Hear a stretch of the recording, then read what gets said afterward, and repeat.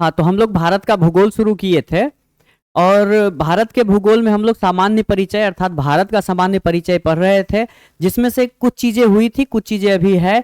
तो ये भी हम लोग देख लेंगे और ये ध्यान रखेंगे आज का जो लेक्चर है ये बहुत महत्वपूर्ण है, क्योंकि इसमें कुछ फैक्चुअल चीजें हैं, कुछ कॉन्सेप्ट भी है, लेकिन फैक्ट ज्यादा है, क्योंकि सामान्य परिचय में फैक्ट ज्यादा होता है और ये क्वेश्चन बार बार आता रहता है, तो इसे आप सीरियसली लेंगे और इसे ध्यान में रखेंगे। तो देखिए, सबसे पहले भारत के पड़ोसी देश की बात करते हैं।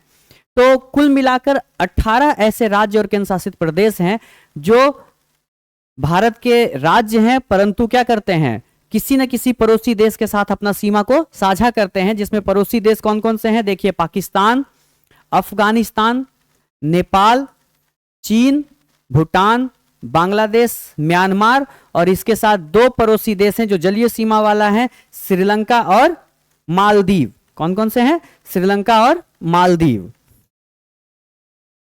देखिए, अब होता क्या है कि जब सीमा रेखा का निर्धारण किया जाता है किसी एक देश का दूसरे देश के साथ, तो कुछ नाम दिया जाता है और ये भी एग्जाम में अक्सर पूछा जाता है, तो देख लेंगे। रेड क्लिफ लाइन भारत व पाक के मध्य है, मैकमोहन रेखा भारत व चीन के मध्य है, डुरंड रेखा पाकिस्तान व अफगानिस्तान के बीच है, शून्य सीमा रेखा त्रिपुरा और बांग्लादेश के बीच में है। वहीं सर क्रिक लाइन की बात करें तो भारत और पाक अर्थात भारत और पाकिस्तान जो कि गुजरात में है। इसके अलावा एक चीज और देखेंगे, यहां ये देख लेना बहुत जरूरी है कि जब सीमा रेखा की बात करते हैं तो सीमा रेखा विवाद जो है भारत चीन और भारत पाकिस्तान के बीच में अक्सर रहता है, तो इस पे भी हम लोग क्या करेंगे, ध्यान देंगे। तो देखिए, ये चीजें जो है जब हम लोग हिस्ट्री पढ़ेंगे, पोस्ट इंडिपेंडेंस यानी आजादी के बाद का इतिहास जब हम लोग पढ़ रहे होंगे, तो देखेंगे वहां पे कि एक घटना हुआ था। भारत जब आजाद हुआ था, भारत पाकिस्तान के विभाजन हुआ था, तो कबायलियों का क्या हुआ था, हमला हो गया था जम्मू कश्मीर पे। और ये कबायली क्या किए थे, धीरे धीरे भारत में इंटर किए थे। तो ये चर्चा जब हम लोग करेंगे इतिहास में, या सर जब आपको, अमित सर जब आपको हिस्ट्री पढ़ाएंगे तो बताएंगे, तो वहां क्लियर समझ में आएगा। अभी हम लोग थोड़ा सा देख लेते हैं कि यहाँ पे हुआ क्या था। तो जब यहाँ पे इंटर किए थे तो यहाँ पे क्या हुआ कि भारत पे कब्जा कर लिया, और बाद में यही चीजें हैं आपको, बाद में यही चीजें जो है ये क्या कहलाया, पीओके कहलाया, अर्थात पाक ऑक्युपाइड कश्मीर, पाक अधिकृत कश्मीर। और ये जो लाइन बना वो कहलाया एलओसी। क्या कहलाया, LOC, line of control. LOC movie आप लोग देखे होंगे, तो इसी पे मूवी बना है, वो है एलओसी, लाइन ऑफ कंट्रोल। इसके अलावा जब देखेंगे तो यहां पे सियाचिन ग्लेशियर है। क्या है, सियाचिन है, ये ध्यान रखेंगे आप लोग, बिल्कुल ध्यान रखेंगे, ये सियाचिन है। और ये क्षेत्र जो है, ये क्षेत्र भी पाक ऑक्युपाइड कश्मीर ही था, लेकिन 1963 में पाकिस्तान इसे क्या करता है, पाकिस्तान इसे चीन को दे देता है। देखिए, जब आप लोग देखेंगे ना, पड़ोसी ऐसे ही होते हैं, गांव में भी आप रहते होंगे या शहर में रहते होंगे। होता क्या है कि एक जो होता है ना कि कुछ चीजों पे अपना अधिकार जता लेता है, लेकिन जब जानता है कि उसकी औकात का नहीं है, उससे कभी भी छीन लिया जाएगा, वो संभाल नहीं पाएगा, तो वो क्या करता है, अपने से किसी ताकतवर लोगों को के संरक्षण में उस चीजों को दे देता है कि आप इसे बचाएं। तो पाकिस्तान एक ऐसा ही भूखा नंगा देश है जो खुद नहीं संभाल सकता है। वो क्या किया, इसको किसे दे दिया, ये दे दिया इसे चीन को। कब दे दिया, 1963। और इधर की बात करेंगे तो यहां देखिए, ये भी क्षेत्र जो है वो भारत का ही क्षेत्र है, लेकिन फिलहाल इस पे किसका है, चीन का कब्जा है, और इसे अक्साई चीन कहते हैं, अक्साई चीन क्षेत्र।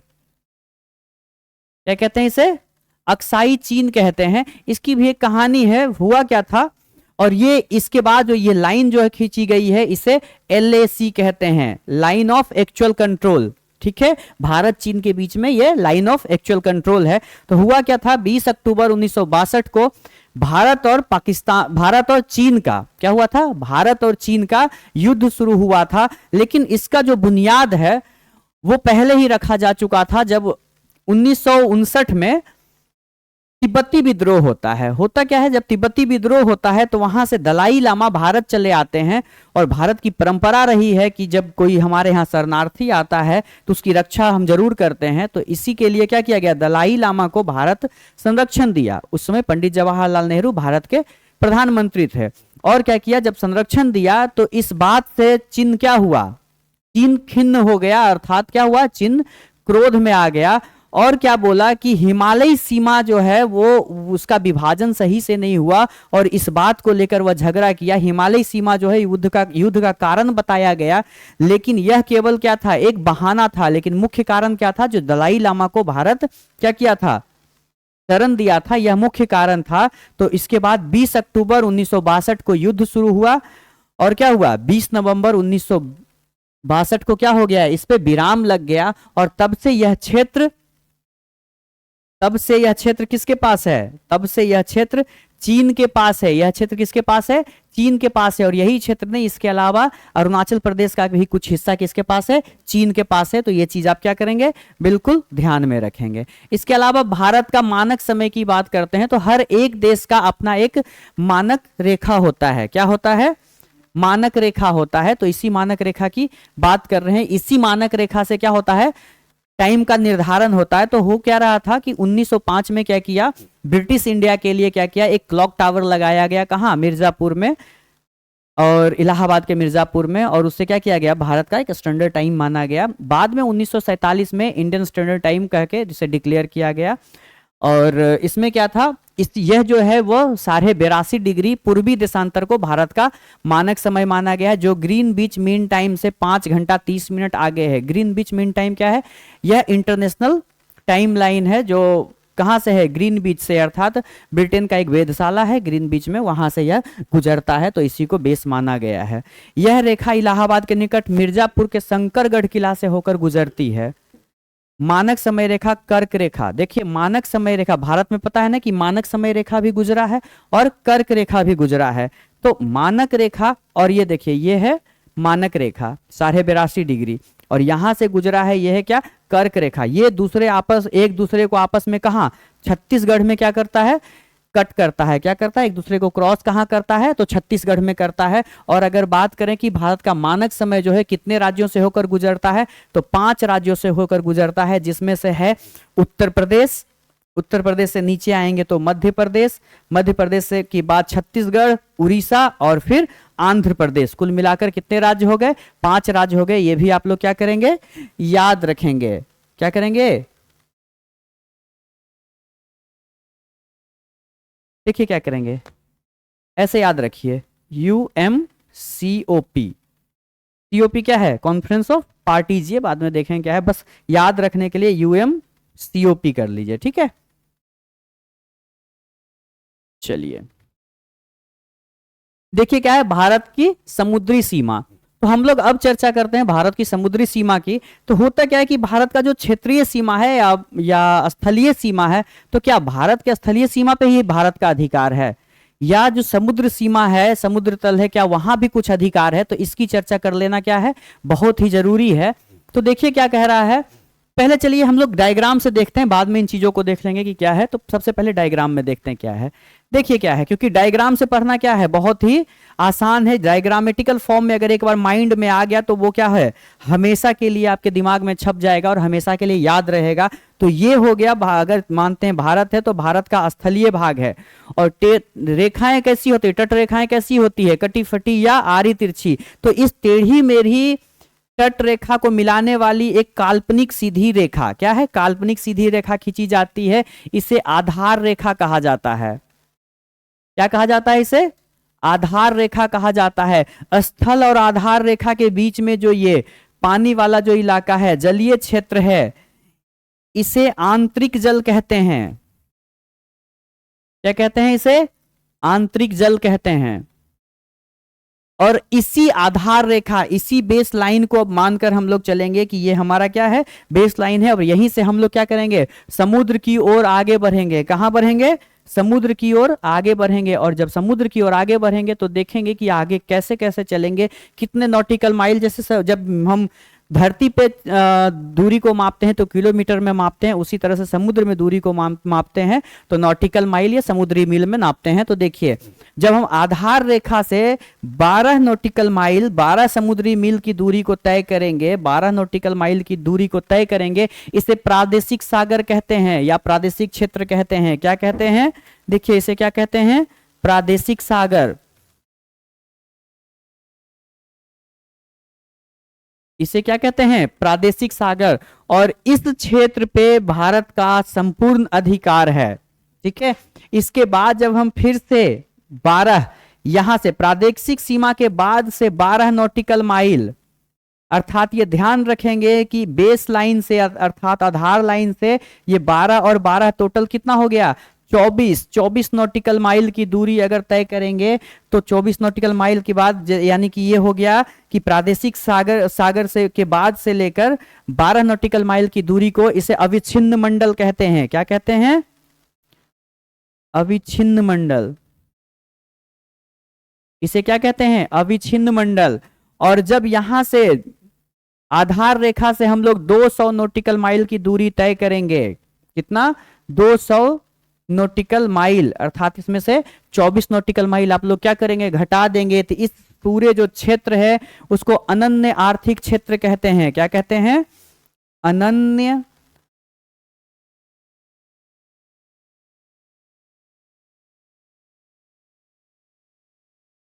एक्सक्लूसिव इकोनॉमिक जोन, अनन्य आर्थिक क्षेत्र कितना है? 200 नॉटिकल माइल की दूरी पे। और अगर अविच्छिन्न मंडल की बात करेंगे तो यहां भारत साफ सफाई, सीमा शुल्क वसूल सकता है, ये सब काम है। वहीं अनन्य आर्थिक क्षेत्र की बात करेंगे तो भारत यहां वैज्ञानिक अनुसंधान, प्राकृतिक संसाधनों का विदोहन और द्वीपों का निर्माण कर सकता है। और इसके बाद आता है उच्च सागर। क्या आता है? उच्च सागर। और यहां पे किसी भी देश अर्थात सभी देशों का समान रूप से अधिकार है। तो हम लोग फिर से एक बार देख लेते हैं क्या है? प्रादेशिक समुद्री सीमा या क्षेत्रीय सागर क्या है? आधार रेखा से 12 समुद्री मील की दूरी तक इस क्षेत्र के उपयोग पर भारत को पूर्ण अधिकार प्राप्त है। समझ गए?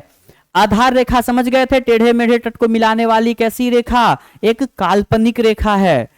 आंतरिक जल, जब हम लोग डायग्राम में देखे थे, आधार रेखा और स्थल के बीच में क्या था? एक स्थलीय भाग, और आधार रेखा के बीच में क्या था? सागरीय जल था। इसी को क्या कह रहे थे हम? आंतरिक जल। अविच्छिन्न मंडल या संलग्न क्षेत्र, क्या कहेंगे? संलग्न क्षेत्र। आधार रेखा से 24 मील तक की इस क्षेत्र में भारत को साफ सफाई, सीमा शुल्क वसूली और वित्तीय अधिकार प्राप्त हैं। कैसे कैसे अधिकार प्राप्त हैं? वित्तीय अधिकार प्राप्त हैं, सीमा शुल्क की वसूली कर सकता है और साफ सफाई कर सकता है। इसके अलावा जब आगे बढ़े थे, 200 नॉटिकल माइल की दूरी तय किए थे, तो क्या आया था? विशिष्ट आर्थिक मंडल। क्या आया था? विशिष्ट आर्थिक क्षेत्र। और इस क्षेत्र ये कितना है? 200 नॉटिकल मील की दूरी। और यहां भारत वैज्ञानिक अनुसंधान कर सकते हैं, नई द्वीपों का निर्माण कर सकते हैं तथा प्राकृतिक संसाधनों का विदोहन कर सकते हैं। इसके बाद का जो क्षेत्र था वो उच्च सागर है, जहां सभी राष्ट्रों का क्या है? समान अधिकार है। क्या ये समझ गए आप लोग? चलिए आगे देखते हैं। देखिए, इसके बाद है नागपुर की भारत का शून्य मील। नागपुर को भारत का शून्य मील केंद्र कहा जाता है। यहां अंग्रेजों के द्वारा बनवाया गया एक स्मारक है जिसका प्रयोग विभिन्न जगहों की दूरी निकालने के लिए किया जाता था। जब अंग्रेज आए भारत में तो एक जगह से दूसरे जगह का डिस्टेंस मापना होगा, तो किसी न किसी को एक जो है उसको आधार मानना ही पड़ेगा ना, कि हम सारे चीजों का जो सारे जगहों का दूरी होगा यहीं से क्या करेंगे? मापेंगे। तो उसके लिए एक जगह बना को चूज किया जो क्या था? नागपुर था। और यहाँ क्या लगाया? एक स्मारक बनवाया और यहीं से क्या किया गया? विभिन्न जगहों की दूरी को मापा गया। इसके अलावा देखिए कुछ महत्वपूर्ण तथ्य है जो बार बार एग्जाम में आता है, इसे जल्दी जल्दी से देख लेंगे। भारत का सबसे बड़ा राज्य क्या है? भारत का सबसे बड़ा राज्य कौन सा है? राजस्थान। क्षेत्रफल की दृष्टि से और जनसंख्या की दृष्टि से सबसे बड़ा राज्य कौन सा है? उत्तर प्रदेश। सबसे छोटा राज्य गोवा है। सबसे बड़ी झील चिल्का झील है, खारे पानी की झील कहाँ है? उड़ीसा में है। सबसे बड़ा कृत्रिम झील गोविंद पंत सागर। सबसे ऊंचा जलप्रपात कुचिकल जलप्रपात है, कहाँ है? कर्नाटक में है। सबसे बड़ा डेल्टा कौन सा है? सुंदरबन का डेल्टा। देखिए डेल्टा समझ लीजिए, जब नदियां क्या होती है? पहाड़ या पठार से निकलती है, निकलने के बाद कहीं न कहीं जाकर क्या करती है? वो समुद्र में जाकर मिलती है। तो समुद्र में जब जाकर मिलती है तो दो चीजों का निर्माण करती है मिलने से पहले। पहला तो है डेल्टा और दूसरा एस्चुरी। जब देखिए डेल्टा क्या होता है? जब पर्वत या पठार से निकलता है तो स्लोप ज्यादा होता है, और स्लोप ज्यादा होने के वजह से स्पीड ज्यादा होता है। धीरे धीरे ये क्या करता है, मैदानी क्षेत्रों में आता है, इसका स्लोप कम होता है और स्पीड क्या होता है, वो भी कम होता है, जिसकी वजह से नदियां फैल जाती है। जब फैल जाती है तो अपने साथ गाद या मलबा को लेकर आगे बढ़ती है, और समुद्र में मिलने से पहले क्या करती है, वो एक जगह लाकर क्या करती है, इन मलबा को जमा कर देती है, जो कि ट्रायंगुलर शेप में होता है एक तरह का, और यहाँ जमा कर देती है। और जमा करने के बाद एक छोटा सा द्वीप जैसा एक निर्माण होता है, जिसका शेप कैसा होता है, ट्रायंगल के तरह, त्रिभुज के तरह। और इसी को क्या कहा गया है, इसी को क्या कहा गया है, डेल्टा कहा गया है। सबसे लंबी नहर इंदिरा गांधी नहर कहाँ है, राजस्थान में है। सबसे लंबा समुद्र तट मैरीना बीच कहाँ है, चेन्नई में है। सर्वोच्च पर्वत शिखर कहाँ है, K2 गॉडविन ऑस्टिन। ध्यान रखिएगा कि ये हिमालय की सबसे सर्वोच्च श्रृंखला नहीं है, भारत में भी हिमालय की सबसे सर्वोच्च श्रृंखला नहीं है। गॉडविन ऑस्टिन कहाँ है, ये काराकोरम कहाँ है, काराकोरम श्रृंखला में है, पर्वत श्रृंखला में है, जो कि ट्रांस हिमालय का भाग है। आगे देखिए, सर्वाधिक वर्षा वाला स्थान मासिमरान मेघालय में है। सबसे ऊंची झील चोलामू कहाँ है, सिक्किम में है। चोलामू कहाँ है, सिक्किम में है, जो सबसे ऊंची झील है। जलवायु कैसी है, मानसूनी है। पूरे का पूरा जब हम क्लाइमेट पढ़ेंगे अर्थात भारत की जलवायु पढ़ेंगे तो समझेंगे मानसून क्या है। भारत एवं श्रीलंका पाक जल संधि द्वारा आपस में जुड़े हुए हैं। भारत के तमिलनाडु एवं श्रीलंका के मध्य आदम ब्रिज स्थित है। पंबन द्वीप, पंबन द्वीप रामेश्वरम इसी ब्रिज का हिस्सा है। आदम ब्रिज की शुरुआत धनुषकोडी नामक स्थान से होती है। कहां से होती है, अगर बात करें हम आदम ब्रिज की शुरुआत तो कहां से होती है, धनुषकोडी से होती है। देखिए ये तमिलनाडु है, ये सबसे दक्षिणी क्षेत्र है भारत का, और यही गल्फ ऑफ मन्नार है, ये श्रीलंका है, पार्कवे है, पार्क स्ट्रेट है, और ये क्या है, एडम ब्रिज है, आदम ब्रिज है। और शुरुआत कहां से होता है, धनुषकोडी। रामेश्वरम भी कहां है, इसी पे है। देखिए ज्योग्राफी के स्टूडेंट होने के नाते, या कोई भी, अगर आप ज्योग्राफी छोड़िए, अगर आप स्टूडेंट हैं, आप पढ़ाई का जब शुरुआत करते हैं तब भी आपको क्या है, भारत के सभी राज्यों के राज्य और उसकी राजधानी आपको याद होनी चाहिए। हमारे लिए बहुत महत्वपूर्ण नहीं है तो जल्दी से इसे क्या करें, एक बार देख लेंगे। आंध्र प्रदेश की राजधानी कहाँ है, हैदराबाद। अरुणाचल प्रदेश की राजधानी ईटानगर। असम की राजधानी कहाँ है, दिसपुर। बिहार की राजधानी पटना डीसी। ये डीसी पता है क्या है, यूएसए की राजधानी वाशिंगटन डीसी है, तो पटना वाशिंगटन से कम नहीं है, समझ रहे हैं ना। तो ये क्या है, पटना डीसी। छत्तीसगढ़ की राजधानी रायपुर। गोवा की राजधानी पणजी। गुजरात की राजधानी गांधीनगर। हरियाणा की राजधानी चंडीगढ़। चंडीगढ़ एक नहीं, तीन तीन राज्यों की राजधानी है। देखिए एक यहाँ पंजाब की राजधानी कहाँ है, चंडीगढ़। हरियाणा की राजधानी कहाँ है, और चंडीगढ़ खुद एक यूनियन टेरिटरी है, इसकी राजधानी भी कहाँ है, चंडीगढ़ है। हिमाचल प्रदेश की राजधानी शिमला। झारखंड की राजधानी रांची। कर्नाटक की राजधानी बेंगलुरु। केरल की राजधानी कहाँ है, तिरुवनंतपुरम। मध्य प्रदेश की राजधानी भोपाल। महाराष्ट्र की राजधानी मुंबई। मणिपुर की राजधानी कहाँ है, इम्फाल। जल्दी जल्दी कर लेंगे। मेघालय की राजधानी शिलोंग। मिजोरम की राजधानी आइजोल। नागालैंड की राजधानी कोहिमा। जितनी जल्दी हम करें उतनी जल्दी आप मत कीजिएगा, इसको क्या करना है, याद भी कर लेना है। क्यों, क्योंकि अगर आपसे कोई पूछ दिया और गलती से भी थोड़ा सा रुके तो आपकी बेइज्जती होनी तय है, क्योंकि सबसे बेसिक चीज है, सबसे जरूरी ये है। भुवनेश्वर की राजधानी कहाँ है, भुवनेश्वर किसकी राजधानी है, उड़ीसा की। राजस्थान की राजधानी जयपुर।